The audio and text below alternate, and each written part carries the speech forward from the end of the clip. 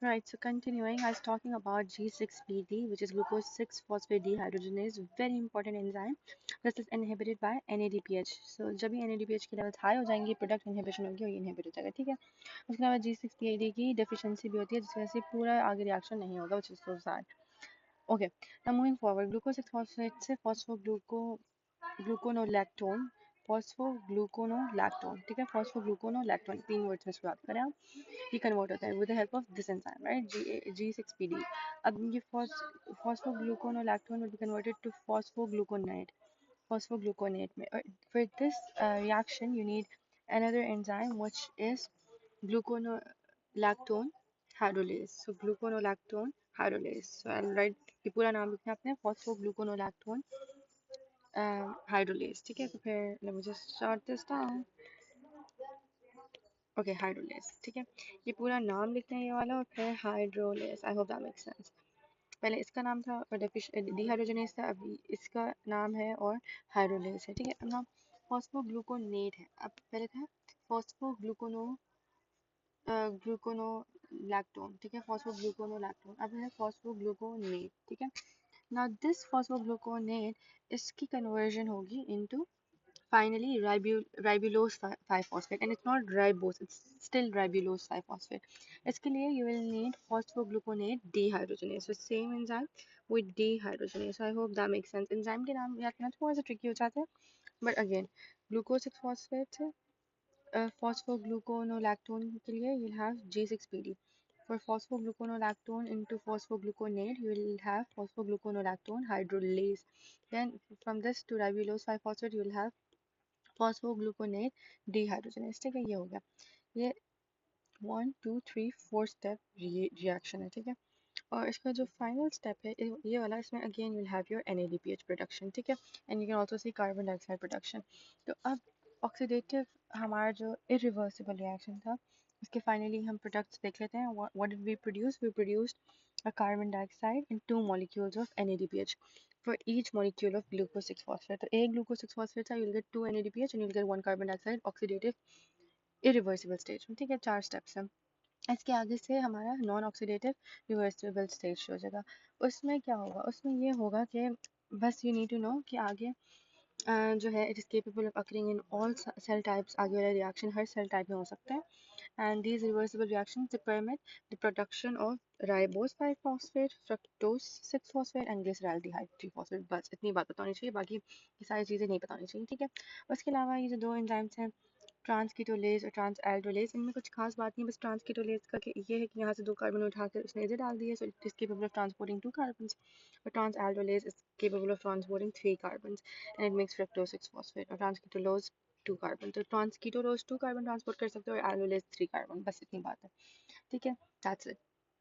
अब ये हो गया हमारा pentose phosphate pathway, easy, there is nothing.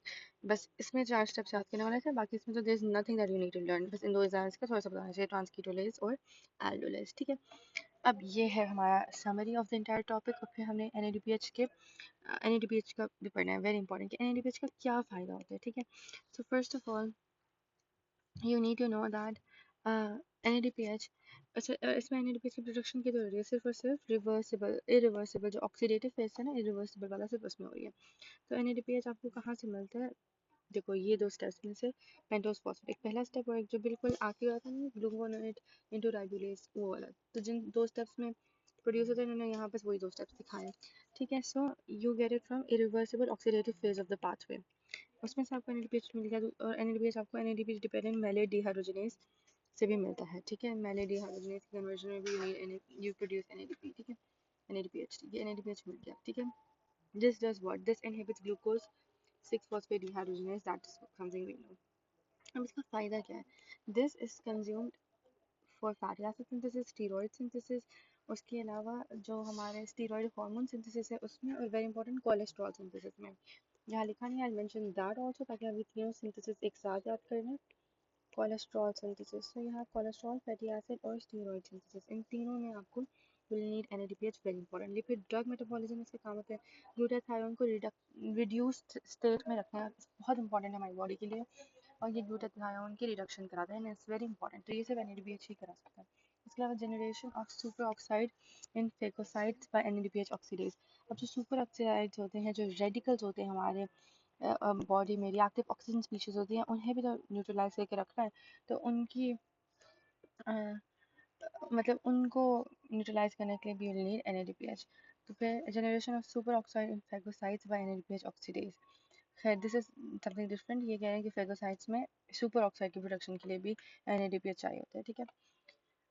Now, this is noteworthy because mutations in gene for NADPH oxidase lead to decreased enzyme activity and it leads to chronic granulomatous disease. इसमें क्या कह रहे हैं? इसमें they're particularly referring to the last box that we discussed, जिससे मैंने कहा कि NADPH किस काम में आता है? NADPH सुपर ऑक्साइड जनरेट करता है फैगोसाइट्स में, ठीक है। और इसके लिए आपको कौन सा एंजाइम चाहिए होता है? इसके लिए आपको चाहिए होता है NADPH ऑक्सीडेज, ठीक। सुपर ऑक्साइड प्रोड्यूस करता है फैगोसाइट्स में with the help of NADPH oxidase, ठीक है। अब ये जो है मतलब इसमें आपको ये NADPH चाहिए होता है ना, NADPH ऑक्सीडेज वाला एंजाइम। अगर इसकी डेफिशिएंसी हो, इसकी म्यूटेशन हो, this can lead to decrease enzyme activity. जब डिक्रीज एंजाइम एक्टिविटी होगी, so there are high chances for chronic granulomatous disease, chronic granulomatous disease। जब ये chronic granulomatous disease की बात हो तो you need to recall कि ये NADPH की बात हो रही है। NADPH चाहिए होता है किधर? फैगोसाइट्स के अंदर, in order to generate super oxides, ठीक है। सुपर ऑक्साइड जनरेट करने के लिए फैगोसाइट्स के अंदर अगर म्यूटेशन हो किस एंजाइम में? NADPH ऑक्सीडेज में, तो फिर obviously decrease activity होगी एंजाइम की and chronic granulomatous disease will occur, ठीक है। ये बात हो गई। अब I have this summarized information, let's look at that। उससे पहले NADPH के functions कर लेते हैं। So first of all you need to know that हाँ, uses of NADPH very important। First of all इसका काम है reductive, ये एक reducing power है। NADPH reductive biosynthesis कराता है। ये आपने word use करना है, reductive biosynthesis। Fatty acid synthesis, cholesterol और स्टीरॉयड हार्मोन सिंथेसिस, ये तीन हमने ऑलरेडी याद कर लिया।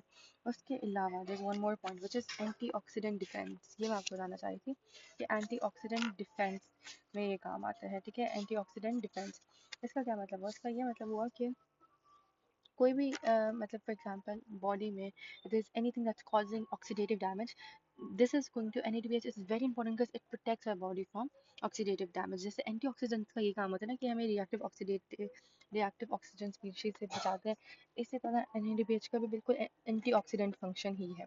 So its function is antioxidant defence. जैसे अभी लिखा हुआ था ग्लूटाथायोन रिडक्शन में काम आता है, तो exactly that's what we are talking about right now. It maintains reduce glutathione. So you want to reduce glutathione because that's going to protect RBCs from the oxidative damage। उसके अलावा जो cytochrome P450 system है उसमें it helps with the detoxification of drugs and toxins and hydroxylation reactions in liver। So basically this causes detoxification of drugs। ये भी लिखा था अभी ड्रग मेटाबॉलिज्म में कि ये ड्रग की डिटॉक्सिफिकेशन क्या है। तो पहला फंक्शन क्या है? रिडक्टिव बायोसिंथेसिस में कोलेस्ट्रॉल, स्टेरॉयड हार्मोन और फैटी एसिड की सिंथेसिस में ये हेल्प आउट करते हैं NADPH।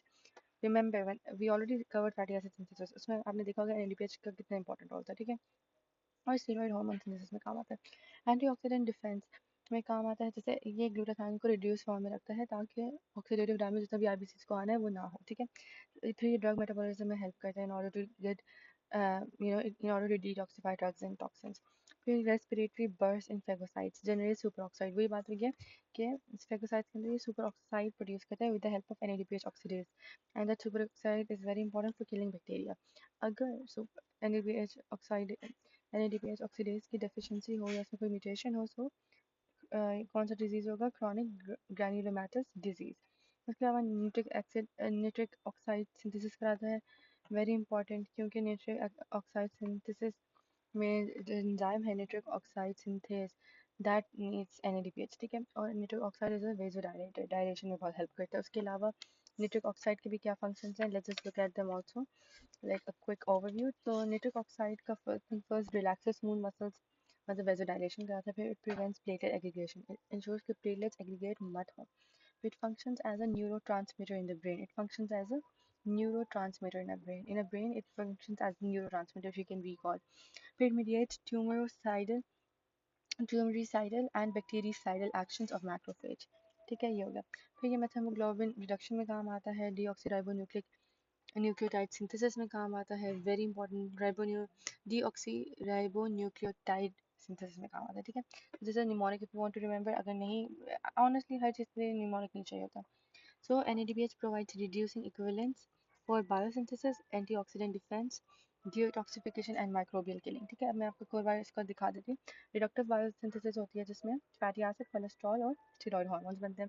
फिर इसका दूसरा काम क्या है, ये it has an antioxidant role, जिसमें ये ग्लूटाथाइन को रिडक्टिव स्टेज में मैनेज करते हैं ताकि ऑक्सीडेटिव डैमेज इन द आईबीसीज को प्रिवेंट किया जा सके। फिर ये ड्रग की डिटॉक्सिफिकेशन कराता है।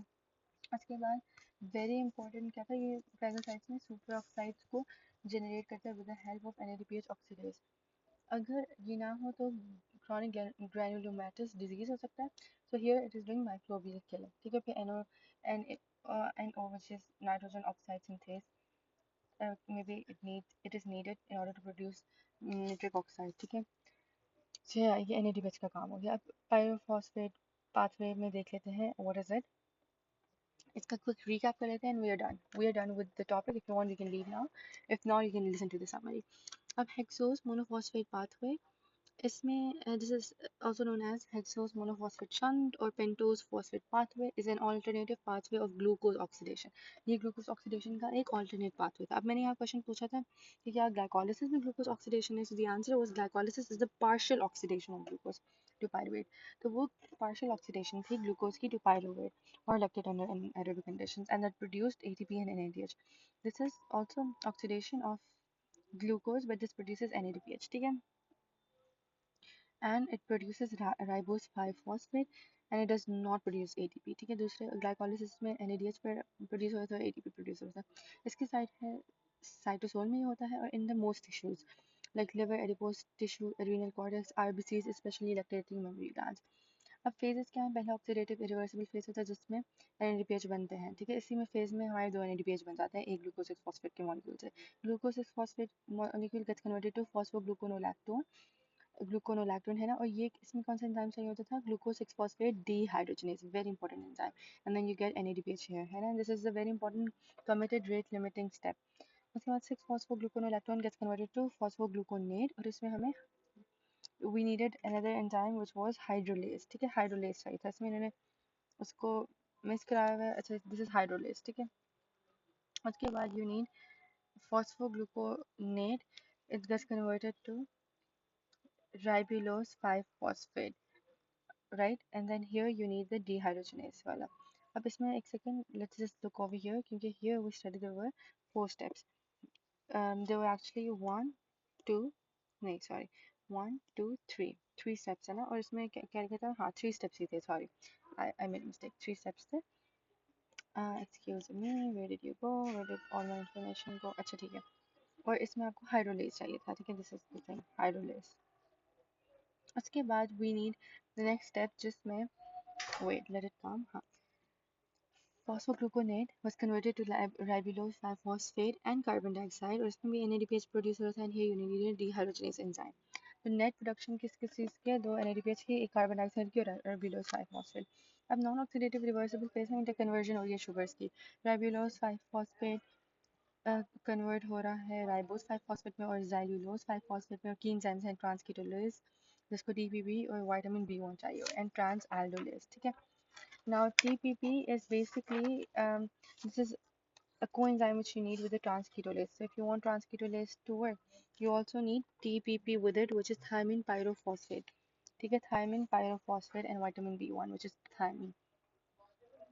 फाइनल प्रोडक्ट्स आपको फ्रक्टोज 6 फॉस्फेट, ग्लिसरॉल्डिहाइड 3 फॉस्फेट मिल जाते हैं जो ग्लूकोनियोजेनेसिस या ग्लाइकोलाइसिस में एंटर हो सकते हैं, and you'll get ribose 5 phosphate which is needed for DNA and RNA synthesis। अब key regulatory enzyme glucose 6 phosphate dehydrogenase ही है।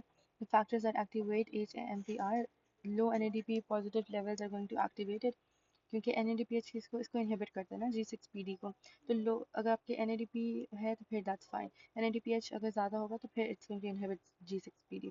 इंसुलिन होगा तो that's also going to activate HMP। और हाई डिमांड होगी, मतलब वेल फेड स्टेट में आपका PP path हो सकता है। High demand for NADPH। Okay, अगर बॉडी को बहुत ज़्यादा NADPH चाहिए for fatty acid synthesis, steroid synthesis, उस केस में ज़्यादा ये रिएक्शन होगा। ठीक है, what are the factors inhibiting HMP, NADPH, this is feedback inhibition, right. और functions of NADPH, fatty acid synthesis, cholesterol or steroid synthesis, reduce glutathione maintenance in RBCs, cytochrome P450 reactions, और cytochrome वाले reactions क्या थे, drug metabolism, right, जिसमें detoxification of the drugs and toxins थी। फिर respiratory burst in phagocytes में क्या हो रहा था, कि we were producing the superoxides, production हो रही थी with the help of oxidase, right, this enzyme called oxidase. और अगर उसकी डेफिशिएंसी हो रही थी तो फिर इसको एक बार रिकैप कर लेते हैं, वेयर डिड दैट गो, ये वाला रेस्पिरेटरी सुपर ऑक्साइड। अच्छा, ऑक्सीडेज इसमें था NADPH oxidase, super oxide was being produced NADPH oxidase की मदद से, and that was needed for microbial killing, ठीक है। और उसके बाद नेक्स्ट स्टेप क्या है, क्लिनिकल कोरिलेशन G6PD की डेफिशिएंसी में। अच्छा, ये पूरा hemolytic anemia होगा, हिंज बॉडीज बनेंगी, this is triggered by drugs, infections and fava भी। अब G6PD, I'll explain that in the different video right next to this, but yeah, these are the reasons क्यों, अब इतनी बार मैंने रिपीट कर दिया HMP pathway, you should know कि ये क्यों होता है। और ribose 5-phosphate you need it for DNA, RNA, ATP, NAD and FAD synthesis, ठीक है। And yeah, that's it.